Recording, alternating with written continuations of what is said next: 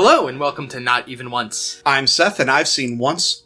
I'm Bob, and I've seen Once twice. Last time, we saw the episode, The Heart is a Lonely Hunter. Ugh, what did happen last time? It's been like 2 weeks since we recorded. It's been a while since we recorded. So Graham died. Yeah, Graham, we found out, was actually the huntsman who let Snow White live. And in revenge for that, the evil queen ripped his heart out Kali Ma style and kept it in a box in her vault. He got his memories back when he made out with Emma, and Regina crushed his heart, literally, apparently killing him. Yeah. It's some magic stuff. Also, just a reminder, Regina is evil. Yes. She works, but she's also evil. So, remember that dichotomy. We do love villains. We love a sociopathic bitch. And who better than Regina Mills?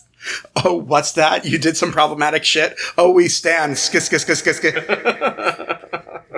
So, which one are we doing today? Today we are watching episode 8, Desperate Souls. And I have a note at the top of the episode unrelated to the episode itself. Mm-hmm. Just like while I was getting started, I just had a random thought. So, Dr. Whale, I had initially guessed, Monstro, but, not even knowing. Mm-hmm. And you're like, oh, there's no way you'd even guess. Yeah, honestly, yeah. I wasn't thinking about that, just whatever. Mm-hmm. And I'm like, wouldn't it be funny if he were Pinocchio, but made into a real boy and then aged up? Mm-hmm. That's it. That was my thought. Stay tuned. Anyway, Desperate Souls. The title screen, it's the woods, and in the background in the woods, we see a hooded figure riding a horse while carrying a blazing torch. Who we now know to be someone that we'll talk about. But this episode was directed by Michael Waxman. He was one of the assistant directors on When Harry Met Sally. Oh. Yeah, I was like, okay, work. He also was a producer and a director on a bunch of Friday Night Lights. And he's worked on Parenthood, Grimm, 12 Monkeys, Chicago Med, a ton of shows. And also this episode was written by Jane Espenson. She previously wrote the Jiminy Cricket episode. Okay. That's still Small Boys. So we've seen her before. I'm not going to go into her. You said she'd be coming back a lot. Yes, she is one of the main credited writers that she comes back, I think, almost every season. Nice. Yeah, she's around a line. She's a really good writer. Why you gagging? She bring it to you every season. Exactly. Mama. And then the last thing before we get into the recap, this episode originally aired on January 1st, 2012.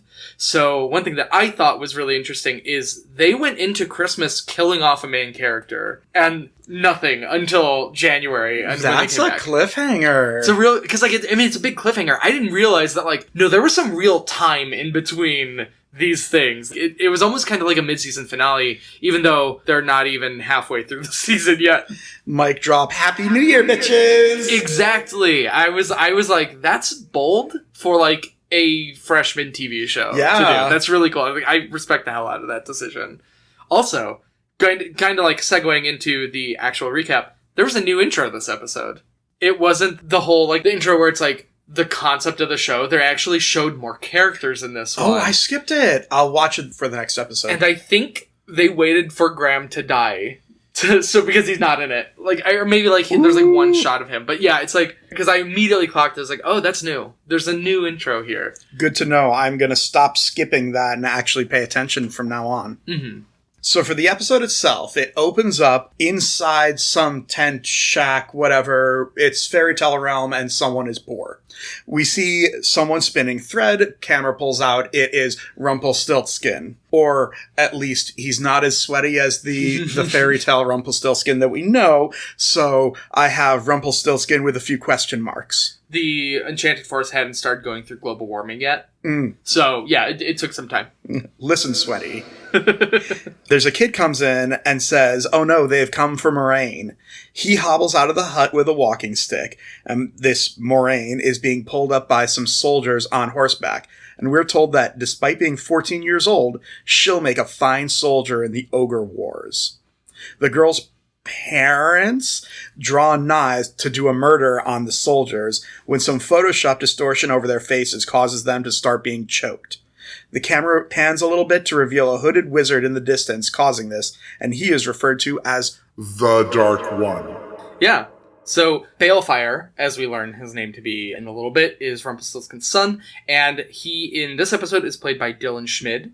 Dylan has been in Fringe. He was in the movie Horns with Daniel Radcliffe. I think he played the younger version of Daniel Radcliffe's character. He was also in R.L. Stein's The Haunting Hour, and most recently he was in the Snowpiercer TV show. R.L. Stein did things other than Goosebumps? Right? He did. Well, there's that Netflix show that he had, right? I don't remember. Fear Street? Like, I was genuinely questioning that. Oh, yeah. This was not like a Fear Street, because I think Fear Street was actual horror, not just like Kid Gloves horror. Like, this was like actual like slasher movie stuff. Let's not forget, we had a Goosebumps book in a previous episode. Yep. So tying it all back.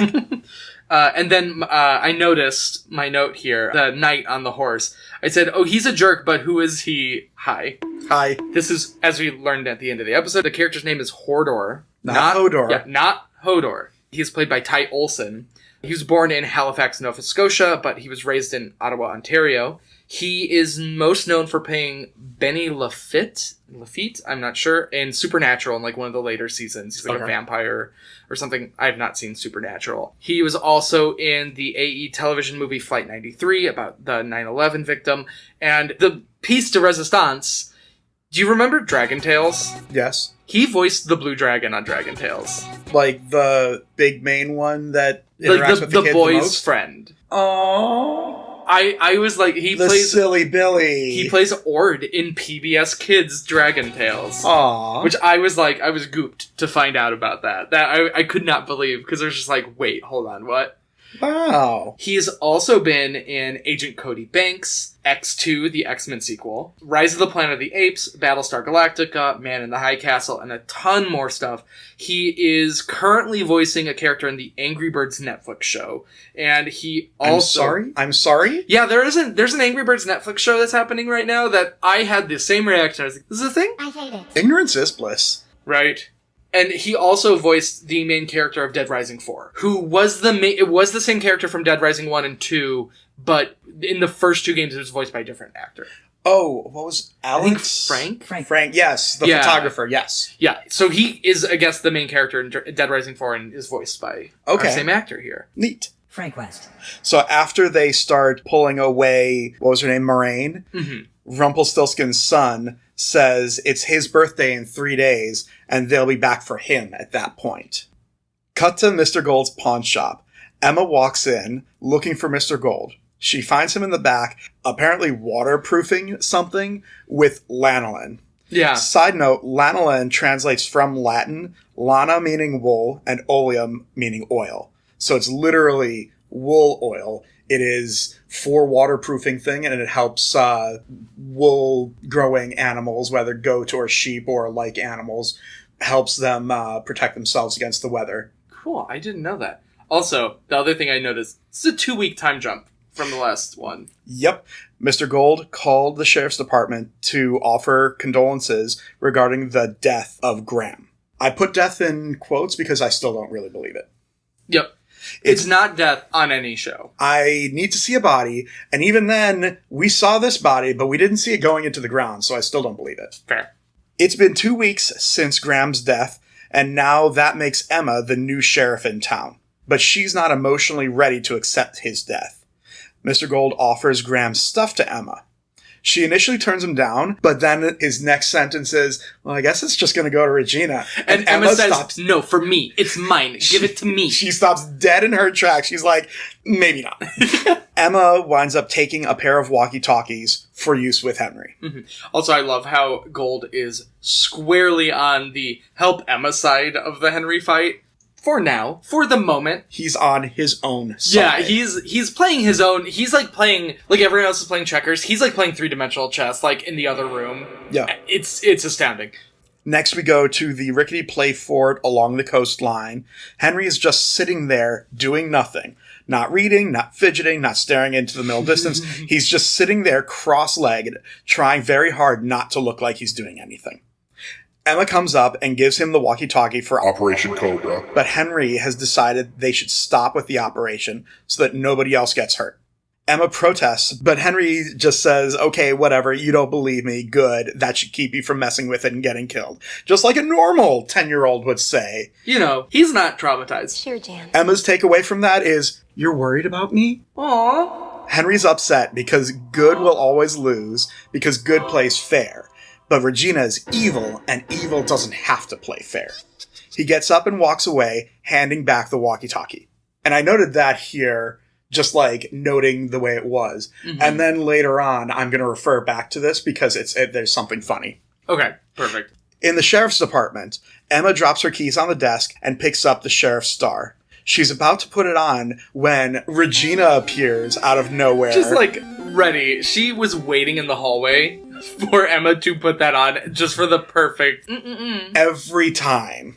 It's perfect timing. She walks in saying, oh, that's not for you. Emma says, it's been 2 weeks. The promotion is automatic. Regina counters, parry, thrust, unless the mayor appoints someone within the time period, which I'm doing today. But ma'am, has it been 2 weeks or not? This is not how time works. Has it been 2 weeks and she puts the star on, or has it not been 2 weeks, which she doesn't put the star on? Time happens. Not if we don't see it. They were all just standing still for 2 weeks and didn't do anything. And it's the curse. The new sheriff is going to be Sidney Glass because, quote, he's covered the sheriff's office for as long as anyone can remember, end quote. Which is totally what makes a good sheriff. Yeah, my note was, this just in. Mayor tries to take over the cops even more by using the newspaper editor. Somehow, like, it is... such a absolute clear corruption thing. Yeah. Also, I mean, it's like when I voted for Cook County Sheriff, I literally, on the advice of the Girl I Guess guide, wrote in the sheriff from Leave It to Beaver, because he never carried a gun. Emma and Regina verbally spar for a bit, and Regina officially fires Emma, grabs the sheriff's star, and walks away. At Mary and Emma's apartment, rock music and brown liquor. It was a Cool Thing by Sonic Youth. I did not recognize the song. I didn't either, and I looked it up. I was that like, makes the second licensed song then. Yes, exactly. I anytime one of those pops up, I'm gonna clock it because it's so not what we usually get on the show. Yeah, everything else is very atmospheric, and this I didn't recognize the song, but it is a very different sound from what there usually is. Right, and also Emma is the worst roommate. Oh yeah, what is she doing to that toaster? I mean, she's gone straight from quiet, contemplative morning with Mr. Gold into I'm not sad, you're sad, what, my fist? Yeah. Mary walks in and gets Emma to start venting since she's now punched the toaster. She's taking getting fired so well. I mean, now the toaster is fired. Fired up. Oh, fired up. Mary gets Emma to vent because being sheriff is her job. Maybe I just want to beat Regina. Mr. Gold then knocks and wants to talk to Emma, consoling her again, but now about the loss of the job, calling it an injustice. Mary says, bye, toodles, and disappears in a cloud of smoke. This isn't her episode, she's gone. Yep. Miss Swan, 2 people with a common goal can accomplish many things, he says. 2 people with a common enemy can accomplish even more. Emma has this look of, all right, you shiesty bastard, I'm listening. Yeah, she's just desperate enough. Yep. It's almost like that's the name. Whoa! But they danced around it. Mm-hmm. He didn't say it. He does open his binder, and he says that the mayor's power isn't quite as complete as you'd expect. Yeah, going through the entire bylaws of this magical city. Back in fairy tale realm, pre-proto Rumplestiltzkin's shack, it is Rumplestiltzkin waking up his son, officially named Bay. I also noted, past Rumplestiltzkin is a pretty nice guy, actually. It's so different from what we know him to be. Yeah, he's very caring. He wakes up Bay because it's time to leave, and he caught Bay slipping.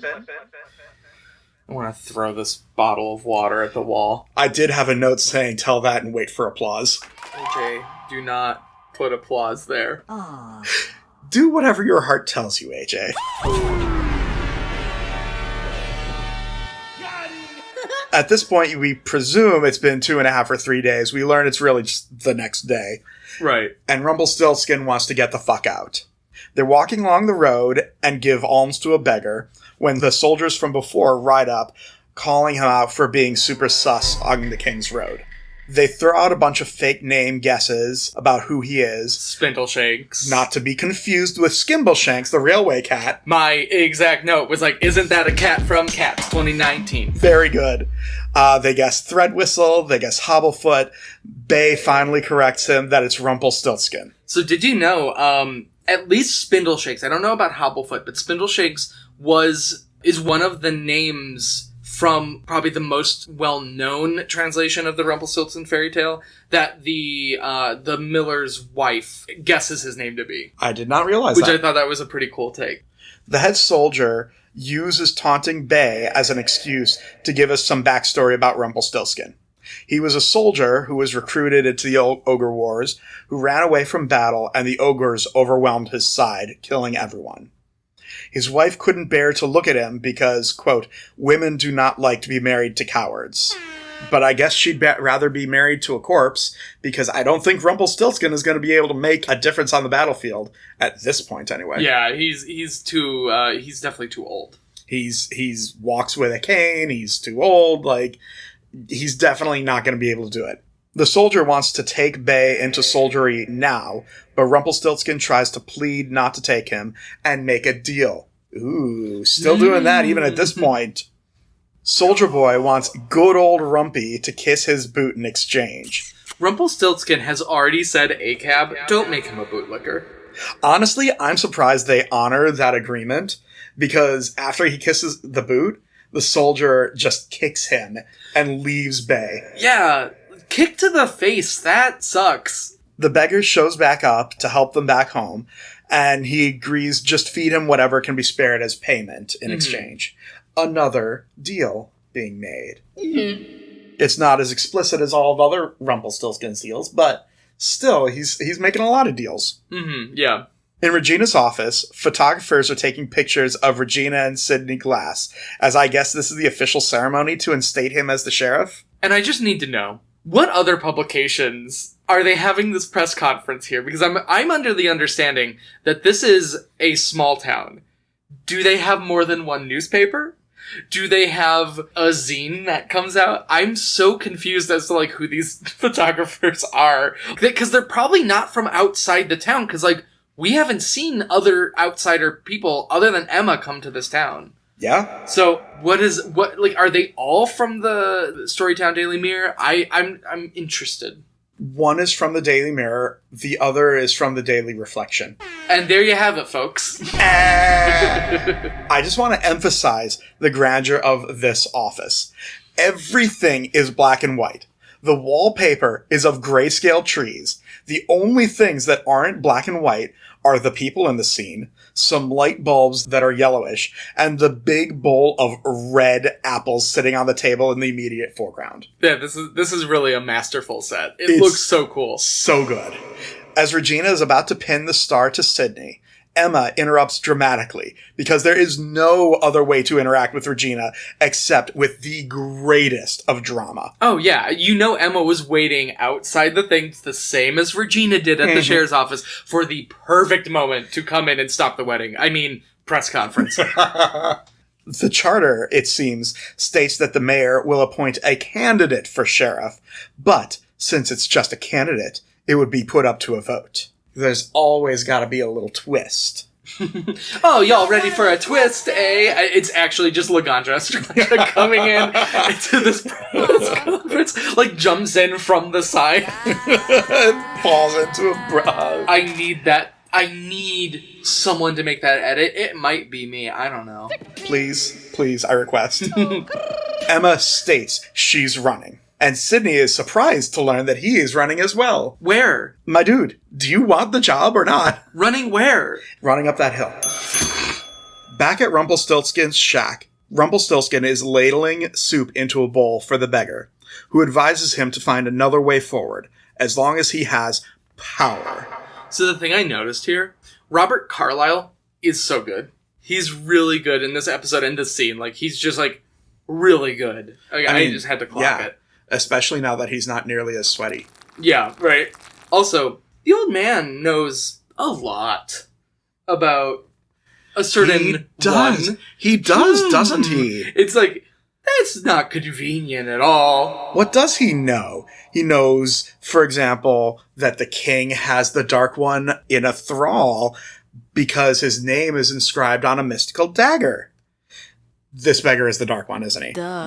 That's right there. I'm like, yeah, like you've already seen the episode, yes, but it's like it's such like, man, dude, Rumplestiltzkin, you gotta get. I mean, we've seen him with his game caught up, but he needs to catch his game up because he is getting tricked so hard here. I mean, my notes aren't like typing after. I pause and type things, so like this is all at the time. Stream of consciousness. Yeah. So the beggar is the Dark One. And we're thinking, oh, he just wants a sweet release of death. So Rumpelstiltskin's job is to steal the dagger, and the Dark One will then obey him. Or, instead of stealing the power, you just need to take it. Back in Mr. Gold's pawn shop, Regina walks in now to talk to Mr. Gold. And Regina says, the shop is closed. Period. Like, before she even says hi. No, you're closed, actually. That was my note, too. There's another verbal sparring match between these two excellent villains. My note was in all caps, yes, we get another Regina and Gold scene. Each of them just acts the shit out of each of their lines. I like small weapons, you see, as he stares at the dagger in the glass case. The needle, the pen, the fine point of a deal. Subtlety. Not your style, I know. This little shit reads her to filth. He brings up Graham, and Regina is pissed. Are you going up against me, Mr. Gold? Not directly. We are, after all, both invested in the common good, just on different sides. No matter who wins, we lose. Love Alien versus Predator. Yes. When does Batman get brought in? Emma is Batman. Yeah. Alien versus Predator versus Batman. Where's Henry? She's an orphan. But her parents are still alive. With a child sidekick. Damn. Damn. Wait. Wow. You have to cut all of that? Nope. Oh, absolutely. Nuh-uh. But like... Yeah, work. That does work better than it should. Back at Granny's diner, Ruby is cleaning a table, stealing the spotlight just by existing. Mm-hmm. Yeah. It's early in the day, and we know that because there are no tablecloths on the table. Emma walks in, and Henry is sitting at a table in the foreground. He's trying his best to act not too warmly towards Emma, and suddenly, because of that, I believe that he's actually her child. Yeah. Yeah. He's reading the newspaper, and Sydney's put a hit piece out on Emma. The headline is, Ex-Jailbird, Emma Swan birthed babe behind bars. Wonderful alliteration. That is just, that writing is very good. So what an absolutely shitty thing to publish. Like, oh god, yes. Like, what? Yeah, it's like, okay? Like, and? Like, first of all, why does that matter for this? Well, it matters because it matters. It matters because this is Disney and pearl clutching. I mean, I don't think that's too far away from what some politicians would run. Emma says, tell me you're not scarred for life, Henry. He says, no, not by this anyway. This is dramatic little shit. Perfectly normal thing for a 10-year-old to be saying. Yeah, you know, he's not a 30-year-old man in a 10-year-old's body. Like, mood, but still. Henry reiterates that Regina is evil, and this is her way of fighting dirty, and that's why they can't win. Emma tries to cheer him up by saying Mr. Gold will help them out, but Henry says that he's even worse than Regina. He's not wrong. I mean, frenemies. Also, there's a line that I think she's like, you shouldn't believe everything you read in the papers or something. And she's like, read the internet. And it's like, reliable news on the internet. This was a while ago. Yahoo can bring up some great results. Now, what about Jeeves? I think Ask Jeeves was actually dead by that point. I refuse to believe that. When was... Let's see. Oh, that's right. It's now Ask.com. In 2006, the name Jeeves was dropped and they focused on the search engine. It will always be Ask Jeeves to me. Same. At the mayor's office, Emma confronts Regina about the article. The records were sealed by court order and should never have been able to be found out. So, like, that's legit a legal thing. And, Yep. if she was a minor at that point, which 17, so she is, Even if the story is true, that's real. Even if the story is true, she can point that out to the town and say, hey, this was sealed under court order. He found this out because this is a hit piece. He would probably just counter with, well, wouldn't you like a sheriff that gets stuff done instead of all the dumb red tape? I hate politics so much. Yeah. I hate it. Very that. Regina says she did nothing untowards, but Emma can talk about the article at the debate. Emma has no clue what Regina's talking about. Debate? What debate? Emma, please, girl, I'm begging you to think more than one step ahead. Please. Be more than a pawn. Please. Please. Regina opens the door to leave when it explodes open with fire and smoke. And there's a bomb. Someone drops a bombshell on them. What was your reaction to the bomb? Like, were you surprised? Oh, that's a lot. That was basically my reaction. It's a lot of emotion for safe. They're not safe. They're caught by fire. Some debris falls on Regina's leg, and she can't move it.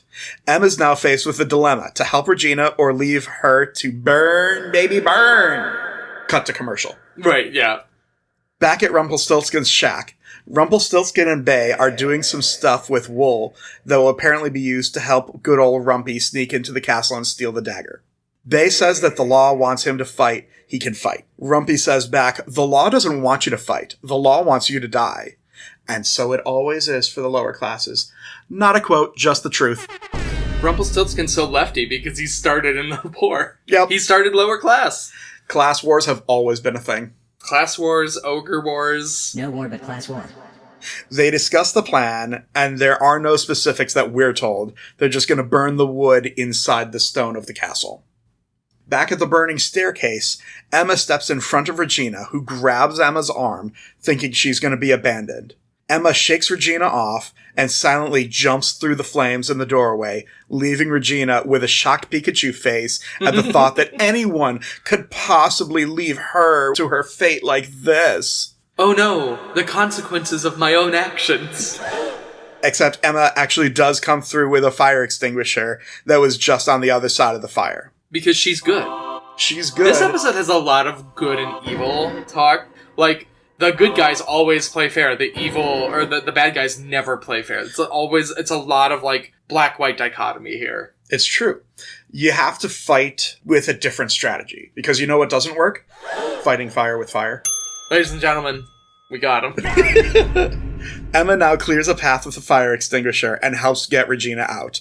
But neither of them notice that Regina's bag is still left on that staircase. Oh, well, it's that you get out. You don't take your stuff. It's true, but like when Regina was grabbing at Emma, her bag was still on her shoulder. She put the bag down when Emma was using the fire extinguisher. No, fire extinguisher in my Valentino bag? I just... Flames on the side of my staircase. I like you guys. They get outside, and a photographer is already there and gets a picture of Emma helping Regina. Immediately, Regina complains that she's being too rough. Emma's about to say that next time she'll leave her, but no! Psych! She'll save her again, and again, and again, and again, and again, and again, and again, And again, and again, and again, and again, and again, and again, and again, and again, and again. Because that's just what heroes do. That's what decent people do. That's what good people do. Mm-hmm. Also, when the firefighters are outside of City Hall, you can see Ruby in the background, and she looks stunning. She's just already there. Yeah, she's stunning in her hat. A stunning look. This town is like 3 blocks long, so if there's a fire, everyone already knows and is already there. Right, yeah. Sydney takes a picture of Regina, because, he's a photographer and the editor-in-chief of the newspaper and running for sheriff. Too many hats. He takes the pic because it's still news, and he kind of still has a current job to do. He has to do something. He has to put something on the front page of the paper. Regina's pissed because Emma's the competition. and people you don't want to put the other person in a good light. No, not at all. This is all about politicking.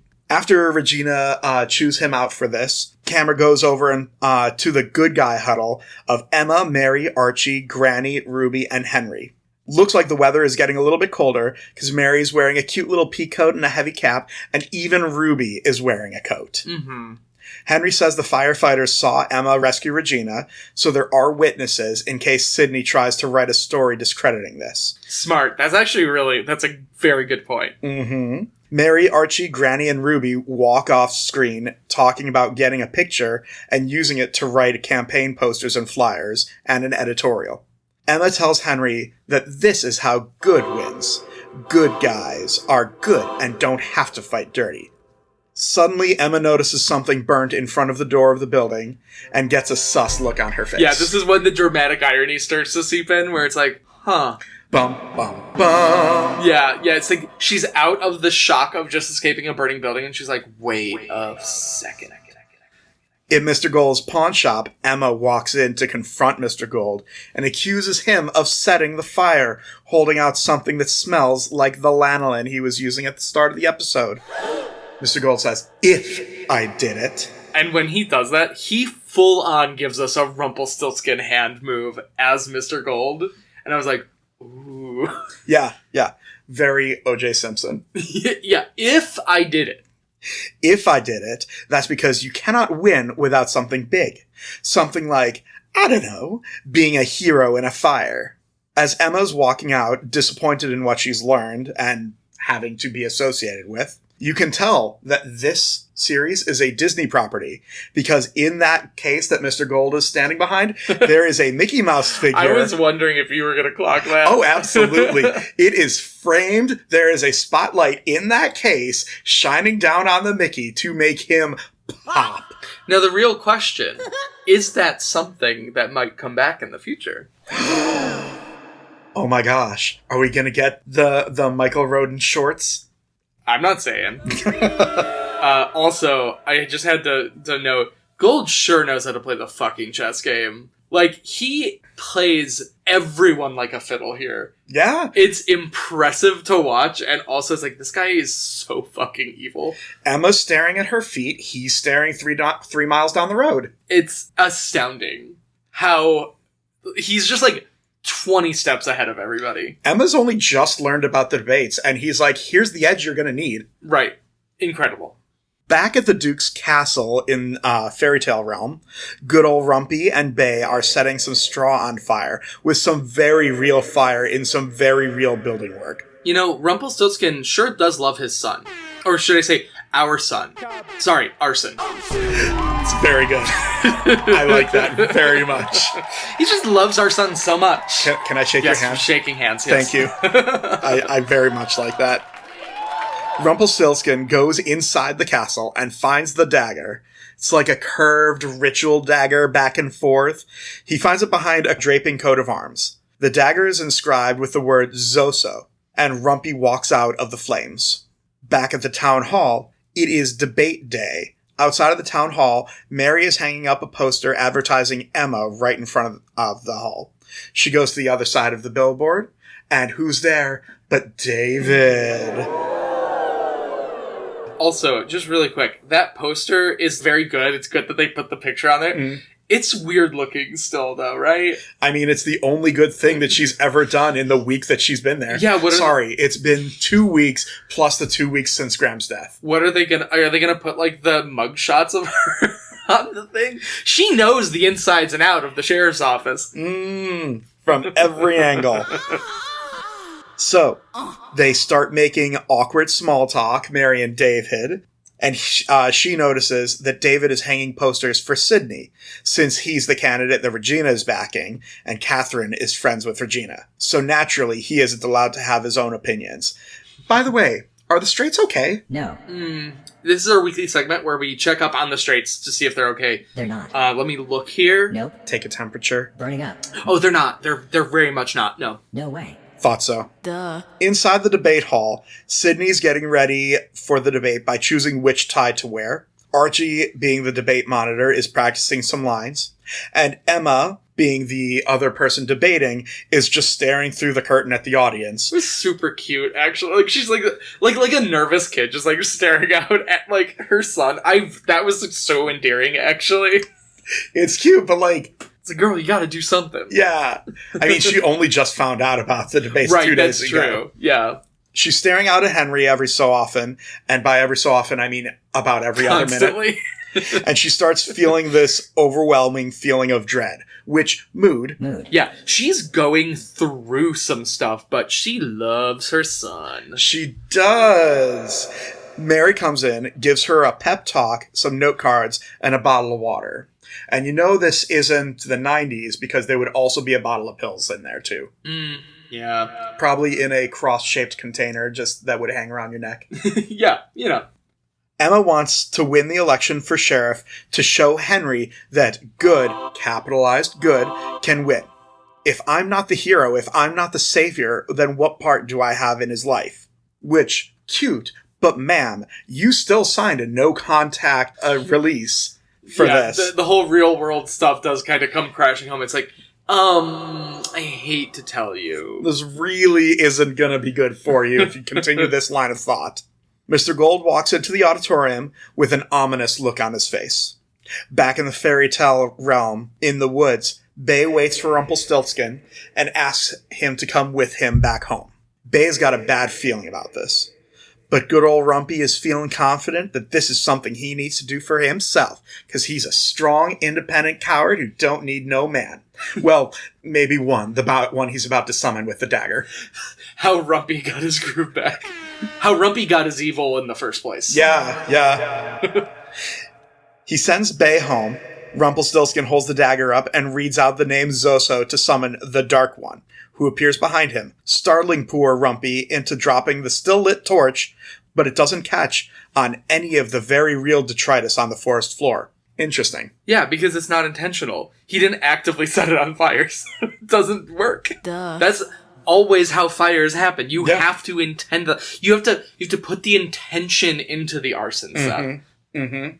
The Dark One advises Rumpelstiltskin to wield the power that he has wisely, and that the head soldier, now named Hoarder, is probably already on their way to his house, the same place he just sent Bay. Zoso more than heavily implies that Bay isn't actually Rumpelstiltskin's son, but was fathered by someone else shagging Rumpy's wife. Incidentally, the Dark One, looking just a little bit sweaty at the moment, isn't he? Yeah, it's almost as like it's an effect, like a practical effect or something like that. No, it's just sweat. Listen here, Sweaty. I know. I am sweaty. As a sweaty, I can relate. Same. Rumpelstiltskin stabs the Dark One with the dagger, and it's revealed that it's the beggar from before. Shocking twist. What a twist. So the name Zoso is a reference to the nickname for a Led Zeppelin guitarist and songwriter, Jimmy Page, who was represented on Led Zeppelin's fourth unnamed album by a symbol resembling the letters ZOSO. Desperate Souls premiered on the night before Jimmy Page's 68th birthday. And interestingly, the inside cover of the album art shows a cloaked figure holding a staff and a lantern, and when Rumpelstiltskin first meets Zoso, he is wearing a cloak and carrying a staff and a lantern. And the creators of the show have gone on record that was intentional. Oh, wow. They were like, yeah, not all of our references are to fairy tales. Some of them are to Led Zeppelin. That's awesome. Yeah, it's pretty neat. And Zoso is played by the actor Brad Dourif. He was born in Huntington, West Virginia, and has been in so much stuff. He was nominated for an Oscar and won a Golden Globe and BAFTA award for his supporting role as Billy Bibbit in One Flew Over the Cuckoo's Nest. He also voices Chucky in the Child's Play movies. All of them? All of them. All of them? All of them. All of them. All of them. All of them. All of them. All of them. All of them. All of them. All of them. All of them. Oh, wow. Yeah, to this day, he's still voicing Chucky. And is also Grima Wormtongue in the last two of the Lord of the Rings movies. Oh, okay. And apparently, the British accent he used in Lord of the Rings was so convincing that his cast members were shocked to hear him speak English with an American accent once they are offset. And he has also been on, like, X-Files, Star Trek Voyager, Babylon 5. He was on Deadwood and received an Emmy Award nomination for Outstanding Supporting Actor. Like, this guy is, like, he has some real, like, pedigree to him, and he's great in this episode. Neat. Also, some notes I found out about the dagger, like the Dark One's dagger itself. The design was based on Indonesian ritual knives, and the first dagger that they had made, they actually misspelled Rumpelstiltskin's name on it. But not the one that we're going to see in a sec, right? Right, yeah. Like it's not in the episode, but they got it and they were like, oh, this is wrong. Okay. I didn't notice it being spelled wrong. It's not misspelled in the episode. I did double check, but I got a book, like a behind the scenes thing, and they talked about that. I was like, that's ridiculous, because like that's like an actual steel prop. They had to like send it back to the smith to get it like done again. Wow. Yeah, it was really cool. So as Rumpelstiltskin is getting over his shock from, the murder he just did, he asks, why me? And the Dark One says, I've come to recognize a desperate soul. We did it, guys. We did it. We did it. We said the episode title. We said it in the episode. As Rumpelstiltskin pulls the dagger out, we see that now it's his name inscribed on the dagger's blade instead of Zoso. Ooh. Debate time! Archie's Tight 5 is bombing. Oh, yeah. He's, like, trying to make jokes and, like, literally, I think they might actually use that exact sound effect. I think what they actually say is that, oh, crickets, huh? Because it's... They do actually say that. That's a good joke. Yeah. That's a good joke. Yeah. God damn it, Jane Espenson, you're a good writer. Archie introduces the candidates, with Sydney giving his opening remarks being mouthed by Regina word for word. It's very Amy Poehler in Mean Girls. Yeah, with the pageant mom giving yep. Just like dancing in the aisle. But like Regina is saying the speech word for word because I guess the editor-in-chief of the local newspaper can't write his own public addresses. It's almost like being good at one job does not mean you're good at another job. So the speech that Sidney Glass gives, I didn't catch this, but I read it in a note after the fact. Okay. He mentions so much about reflection and things that the town wants to hear about themselves. I didn't catch that. I didn't either, but like I watched it back and I was like, hey, guess what? That's good writing. Yeah. That's really smart writing. The magic mirror does, The magic mirror tells you what you want to hear, and there's a big political allegory there. Again, damn you, Jane Espenson, you're a good writer. So Emma gets up and starts giving her own speech, immediately blaming Mr. Gold for the fire. But also immediately turns back on herself and says she doesn't have definitive evidence. Debate strategy aside, this is slander if you are saying this without proof. Right. Against someone who supposedly owns the town. What the fuck? But, see, it all played out exactly as he knew it was going to, which is unbelievable. Like, still. I know, still, yes. But he knew that was going to happen. Emma, I am begging you. Begging you. What is going on? She cops to all of this because she doesn't want to win with any shady tactics. In the audience, you see Ruby in her third look of the day, and just incredible every single time. She served us. I didn't catch what her look was here. Oh, it was a ball. It was a ball. One of those she made herself.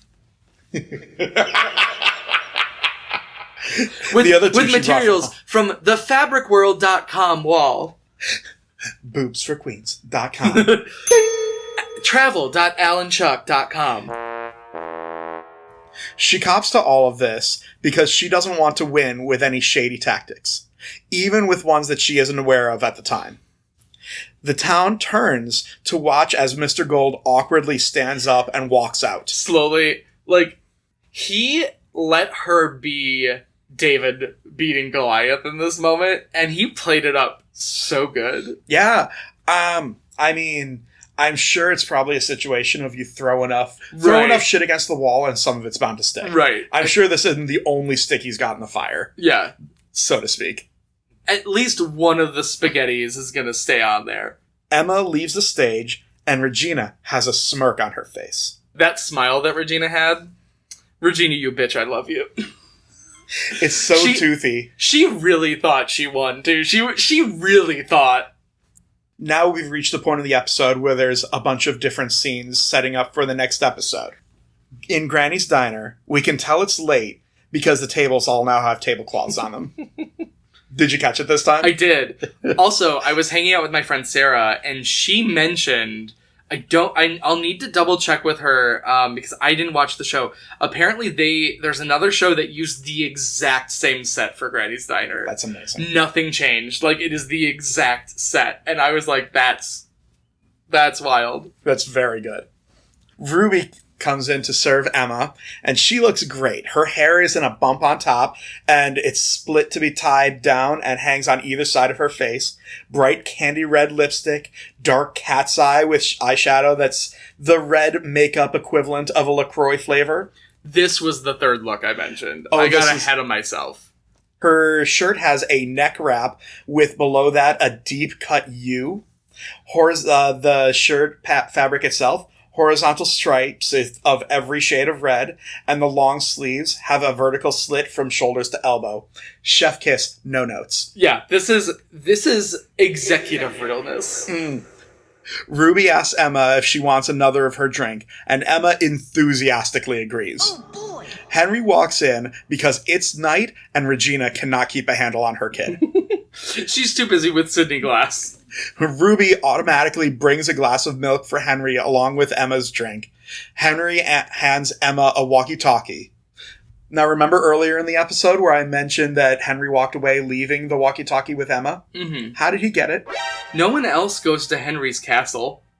Emma had both walkie-talkies. How did he get one to hand back to her? I mean, Regina can't keep track of him. Why would you say Emma can? He praises Emma that she stood up to Mr. Gold because that's what heroes do. Regina walks in with Sydney and chastises Emma for having a drink while her son is around.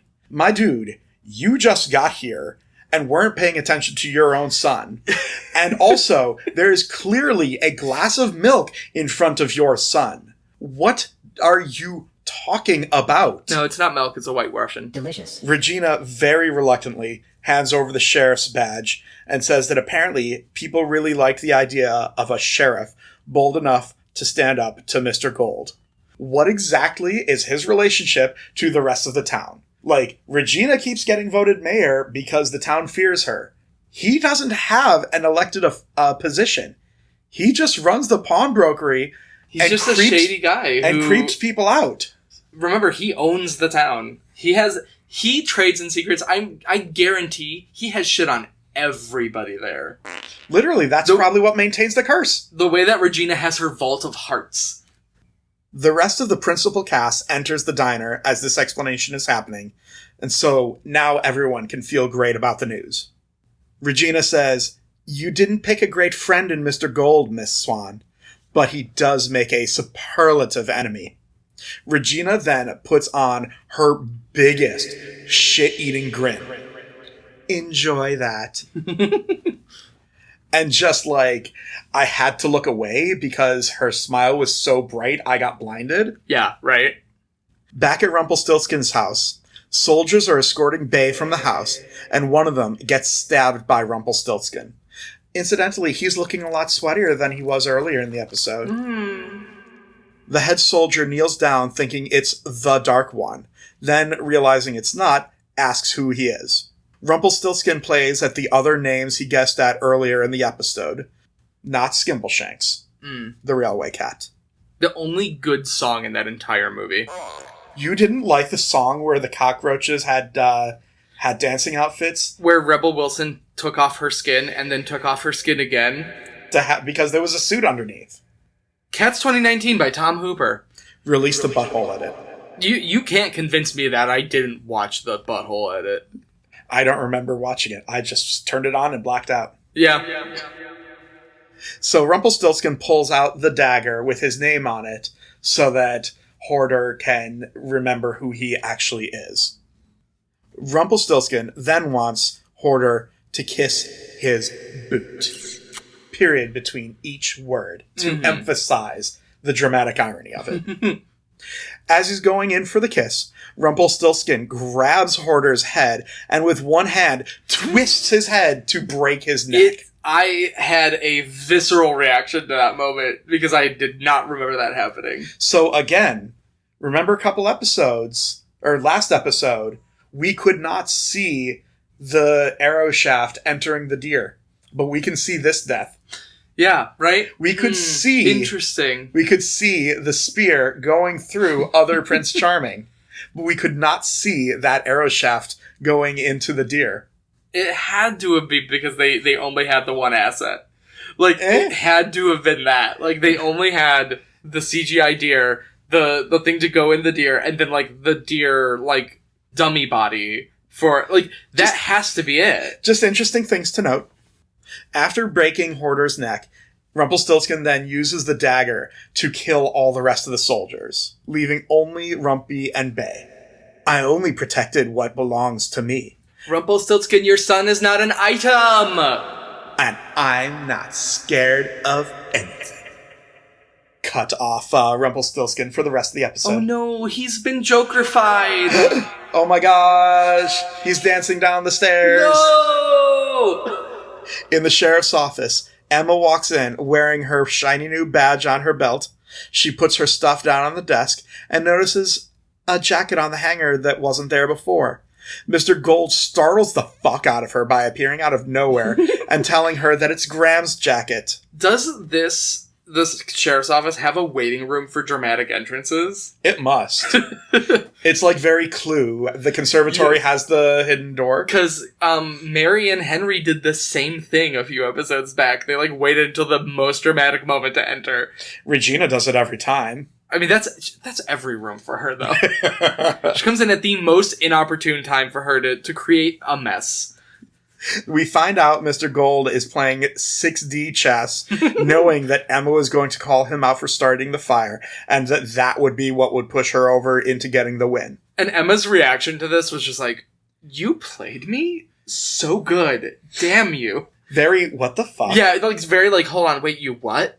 Mr. Gold says, now that you're sheriff, I'm sure we'll find some way for you to pay back that favor you owe me. Congratulations. Yeah, also, Emma threatening to be a cop to Mr. Gold. Oh, how the turntables. And that's the end of the episode. Yeah. Also, I did note that Emma looks really good in that brown leather jacket. She does. Like, also, so just a little bit of miscellaneous trivia. Uh-huh. Apparently, Kelly Clarkson is a huge fan of Once Upon a Time. And, because I was reading a Rolling Stone article with the creators, that's where I got the Zoso stuff. Kelly, if you do wind up listening to this, we'd love to have you on. I would die, please. We love you, Kelly. But yeah, apparently she was a huge fan, and they were like, if you ever want, we have a role for you. You're welcome at any point to come on the show. Whether or not she does, I'm not going to say. Fantastic. In the ending credits of the episode, they mentioned that Doc was in the episode. I didn't clock that. I think he must have been in the big crowd scene. Like, he must have been somewhere, but I didn't That's the only notice. thing I can think of. Like, I probably would have noticed if there were Marco or if there were like right, or Leroy, yeah. Yeah, but I didn't clock Doc. That's the episode. The next episode is called True North. Yeah, what's your thought on that? So I'm gonna read the notes that I have for my guesses. Quote, I don't know. Brother Bear? I'll come back to this another time to guess when it's not almost 1 a.m. Spoiler, I did not. He did not. Any guesses now? Okay. Was the Golden Compass a Disney property? No. Nope. I don't think so. No way. So the only thing I'm thinking of is actually Peter Pan? No, fuck, I was misremembering. I was thinking of... isn't it East Till Morning for Peter Pan? Like, because I know there's a cardinal direction in a thing from Peter couldn't Pan. remember if I was thinking of Peter Pan or Wizard of Oz with that. No, it's definitely Peter Pan. So Peter Pan is Third Star to the East and Straight On to Morning? Yes, that's what it is, yeah. So that's what I was thinking of with that, but if it's not North, then I'm not sure. But, like, that still kind of fits, unless... No, it wouldn't be... Blue Fairy isn't represented by the North Star, is she? There is I don't know if it's the North Star specifically, but she always does come down from the star that's wished on. When you wish upon... No, we cannot get copyrighted. Cannot get a copyright strike, Seth. I don't know. This is one of the more cryptic titles. I'm excited for you to see what it is. Because it may have something to do with a guess you've already made. Ooh, I've made so many of them. Mm-hmm. Some of them are absolutely wrong, but as soon as they come out of my mouth, I forget about them, so I don't know what ones I've made. For the record, I don't really remember exactly why this one is called True North. I have an idea, because I know what I remember what happens. But I'm like, I have an idea. I know what it is. Okay, here's my guess. Elijah Wood comes into the episode because he played North. Elijah Wood was in a movie called North. Oh, I didn't know that. I believe you. He, plays a kid who's going through different foster families to find which one fits him best. Yeah, and he realizes that he has to be true to himself. I don't remember. It's True North. No. In the next episode, that's what's gonna happen. Oh yeah. That's it. All right. Well, cool. That and Rumpelstiltskin hair is actually all the ferns. Yeah. Rumpelstiltzkin. I said, yep, that's it. That's it. I cool. Did it. So, thank you for staying with us. You can rate and review us on Apple Podcasts, Spotify, and wherever else you get your podcasts at. Thank you very much, AJ, for editing our show. Say hi, AJ. The title song is World of Magic by Scott Buckley. You can see this and more of his music at his website, linked in the description. You can follow us on Instagram and Twitter at NotEvenOncePod. Links are in the bio. You can follow me on Twitter at TheKidAin'tRight. You can follow me at Recycled Sarcasm. And you can email us at notevenoncepod@gmail.com. Enjoy your happy ending.